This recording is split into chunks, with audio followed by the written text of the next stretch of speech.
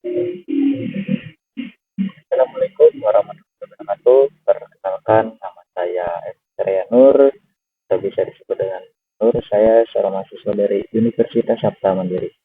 Nah, di mana saya di sini akan mempresentasikan tentang representasi data text. Oke, langsung saja kita lanjut ya. Di sini ada pendahuluan definisi data text. Data text merujuk pada informasi yang disajikan dalam bentuk kata-kata. Ini mencakup berbagai format seperti artikel, komentar, dan data dari media sosial yang dapat dieksplorasi untuk menemukan pola dan wawasan. Relevansi dalam analisis data dalam dunia yang semakin didorong oleh data, kemampuan untuk menganalisis dan memahami data teks sangat penting.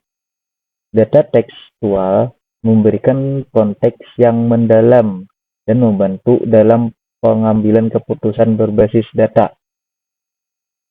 Jadi tujuan dari presentasi ini adalah untuk membekali Anda dengan pengetahuan dasar tentang representasi data teks dan pentingnya dalam konteks analisis data serta cara-cara untuk mengimplementasikannya. Langsung saja kita masuk konsep dasar. Ada konsep dasarnya. Apa itu representasi data? Representasi data adalah cara untuk menyajikan data agar mudah dimengerti dan diproses. Dalam konteks data teks ini berarti mengkonversi teks menjadi format yang dapat dipahami oleh mesin. Berbagai bentuk data teks dapat hadir dalam banyak bentuk, termasuk butiran berita, posting blog, dan ulasan produk. Masing-masing memiliki karakter unik yang mempengaruhi cara analisis dilaksanakan. Perbedaan antara data struktural dan tidak struktural. Data struktural memiliki format yang teratur seperti basis data, sementara data tidak struktural seperti teks bebas memerlukan metode khusus untuk ekstraksi informasi dan analisis. Oke, langsung saja kita masuk. Ada metode representasi. Ada IDF atau bisa disebut dengan term frekuensi inverse dokumen frekuensi. Adalah teknik yang umumnya digunakan untuk mengevaluasi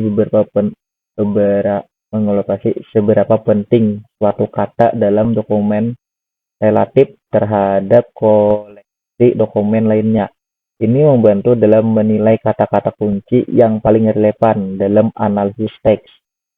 Terus ada word embedding, contoh words 2 facts glove.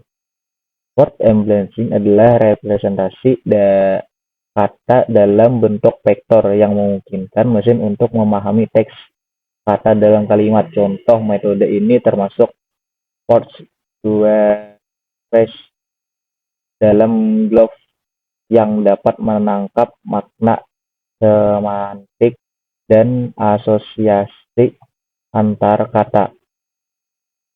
Representasi berbasis model, contoh BERT.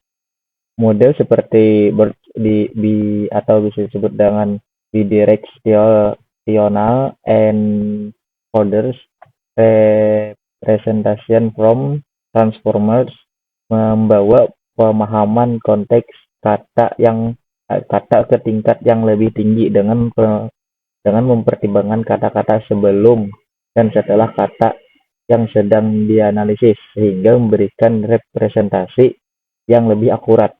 Lanjut, pentingnya data teks itu ada 3.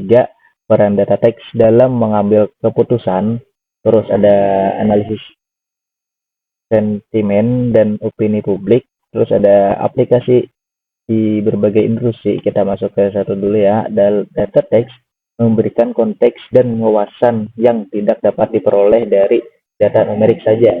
Dengan menganalisis teks, organisasi dapat membuat keputusan yang lebih baik berdasarkan sentimen dan opini dari pelanggan atau stakeholder. Terus ada 2, analisis sentimen dan opini publik. Analisis sentimen adalah metode untuk menentukan sikap menulis terhadap topik tertentu. Teknik ini banyak digunakan untuk memahami opini publik terhadap produk, merek, dan isu sosial di media sosial. Terus ada yang ketiga, aplikasi di berbagai industri dari pemasaran hingga kesehatan. Berbagai industri mendapatkan manfaat dari analisis data teks. Misalnya dalam pemasaran, analisis data teks dapat digunakan untuk memahami persepsi konsumen terhadap produk baru. Seperti itulah kira-kira. Lanjut ya, studi kasus.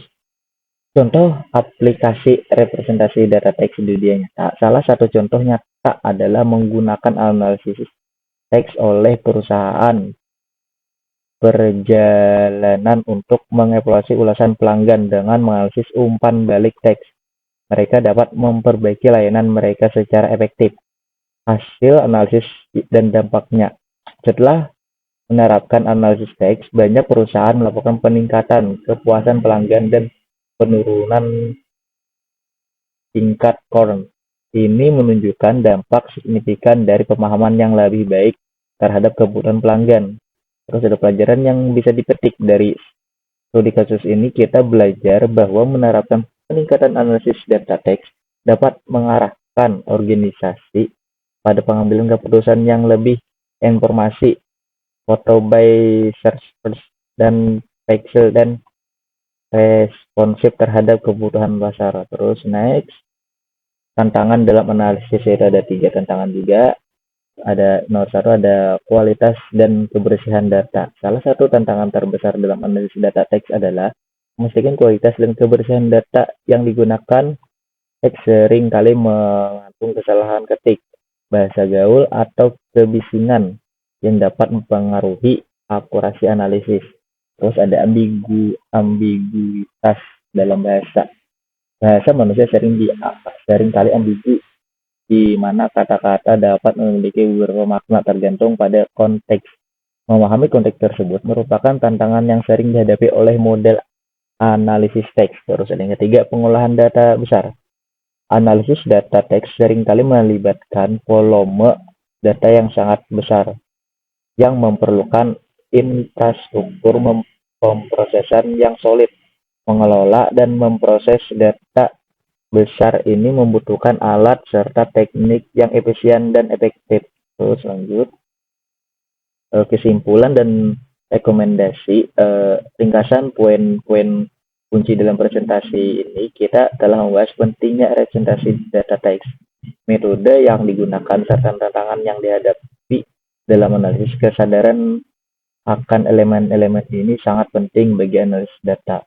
Rekomendasi untuk membaca lebih lanjut, saya merekomendasikan Anda untuk mengeksplorasi lebih dalam tentang teknik analisis teks seperti NLP dan machine learning, serta mengikuti perkembangan terbaru di bidang ini untuk tetap relevan. Kesempatan untuk eksplorasi lebih dalam, silakan manfaatkan sumber daya akademis dan praktik lebih baik yang tersedia untuk memperdalam pengetahuan Anda, karena dunia analisis data teks terus berkembang dan menawarkan peluang yang menarik. Sekian, terima kasih.